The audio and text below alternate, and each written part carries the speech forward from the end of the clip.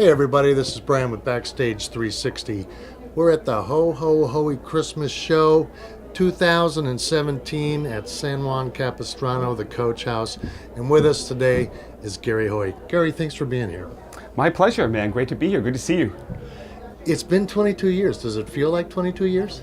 It doesn't. It doesn't really feel like 22. It's just weird. It's gone by kind of fast, actually. But a lot of great memories. A lot of great memories of the 22 years of doing this, and it's great to be a tradition. Being part of people's family. Decorating the tree, opening the gifts to some of my Christmas arrangements. It's an honor. And it is such a great show. I'll be honest with you. Years ago, my manager wanted me to cover your show the first time, and I was really hesitant because I didn't want to hear somebody, dare I say, bastardized Christmas music, because it's special time for Sure. me. Yeah. I get to be with my kids. I know you have kids.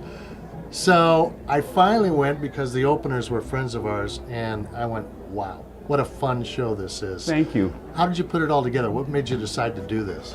Well, I call it a happy accident. Like there's things that happen in life that you just can't really plan out, and this was one of those things. My mom was saying to me 22 years ago, you got to record a nice Christmas album.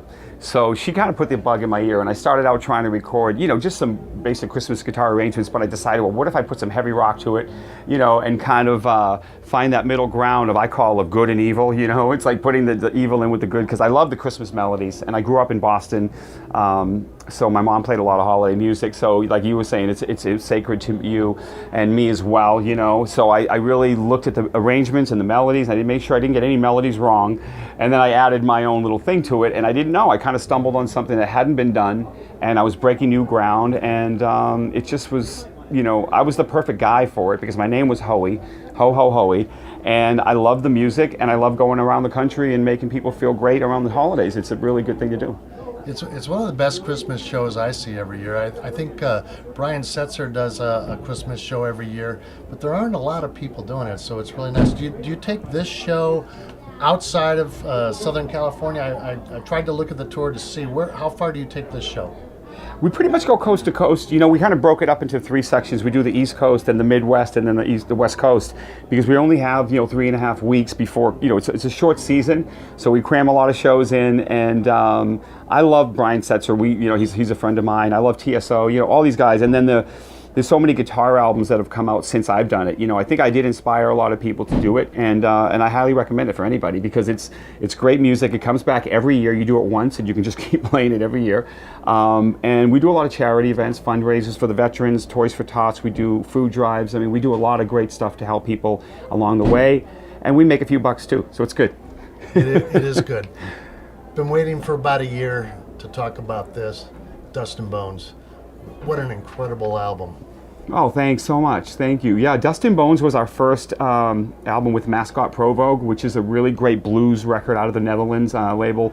They've been doing people like Joe Bonamassa, Kenny Wayne Shepherd, Eric Gales is one of my favorites, and Robert Cray. So they've done a great job with that. And this album was something we just poured our heart into, man. I wanted to do a really good blues record, and we went over to Europe and toured on it, and we're going to play a few songs from the album tonight, mix it up with some of the Christmas stuff. Right. But yeah, I'm taking on the blues, and I'm really enjoying it. I'm in my 50s now, so it's kind of like, I'm settling into something I can do. I can continue doing it, but we're still keeping the rock in there. Well, it's an amazing album. I want to read something that Joe Satriani said about it. Dust and Bones, great sounding blues rock album that's both vintage and modern at the same time. It really kind of transcends both of that. And it's an amazing album. What was the concept behind the album itself? Because I know you have a guest appearance by Lita, who's a friend of yours, Lita Ford. Yeah. Well, for me, I just wanted to make an album that had a lot of mixed blues styles, because I love slow blues, I like fast blues. I wanted something that had some great rock edge to it. And when I first did the blues, it was an album called Deja Blues. It was my first time, and I was a little nervous, because when you're trying to take on the blues, you admire all the greats. So I tried to be a real traditional blues artist, and then when I did Dust and Bones, I said, you know what, I got to let the Gary Hoey side of me that rocks into this, whole thing too. So this album was really the first time I felt like I could fuse my rock sensibility and my blues feeling, and it kind of worked. And lyrically, this album was very inspirational to me. It was a lot of God-given lyrics and just spiritual kind of things that came to me during this record that really meant a lot to me. Do you usually start with the lyrics or the rhythms, or how do you generally go about writing?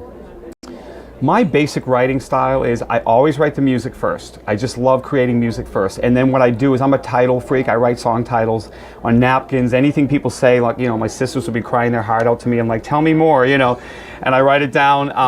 And what I do is I collect all these song titles, and then I'll start writing music, and then I'll just look at the titles and go, that looks like Born to Love You, or that looks like Dust and Bones. And the music will literally fit one of my titles, and then I'll try to write the title to the music, if that makes any sense. Yeah. And that works for me. I'm not one of these guys that sits down and gets all poetic and starts writing lyrics. I have to have a concept first, and then I can go for it. Bob Dylan said years ago, if the name of your song, if the title doesn't say what the song is about, you probably don't have a song. So I stick with that, and that's why all my titles sort of pretty much say what the song is about. He wasn't a bad writer either. No, he's pretty good. The album almost seems like a salute to some of your influences and some people, certainly Johnny Winter. There's a tribute to him on the album. Yeah. There's also Brian Setzer on the album. Yeah. There's a couple songs that are very Robin Trower.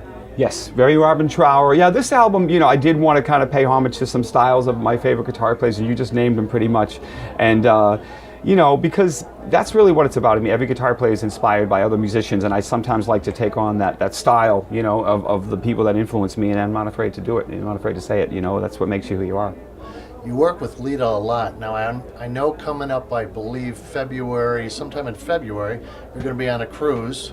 Yeah, Rock Legends. Rock Cruise. Yes, we're doing the Rock Legends with Sammy Hagar, Bad Company, so many great bands, and we can't wait. Oyster Cult. Yeah, I mean, it's a big list. It's Uriah Heep. I mean, it's everybody, and a lot of great guitar players: Pat Travers, Mike Zito, Eric Gales. I mean, it's going to be some great musicians. We just covered Pat a couple nights ago down in the Belly Up. Love him. Love him. It's going to be an amazing cruise. Is it sold out, or people? It is sold out. Yep, it's very sold out. Now, is that something that's almost like doing a residency? Because you don't have to move everything around, you get to stay on the ship. Is that something that the wife insists you do every year, a rock cruise?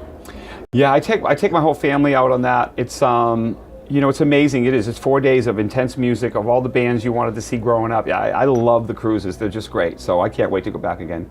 Well, we have very limited time here, and we're going to let you go really quick. I know. I got to get on stage. Yeah, exactly. So one last question, because I know that you were standing out at the Berklee School of Music. There's a story about how the family didn't have enough money to send you to the school. So you would stand out there and get the assistant professors, i.e. students, to teach you music. I did, pretty much. I mean, I grew up with we had 6 kids in my family. My mom's like, I got no money to send you to Berklee.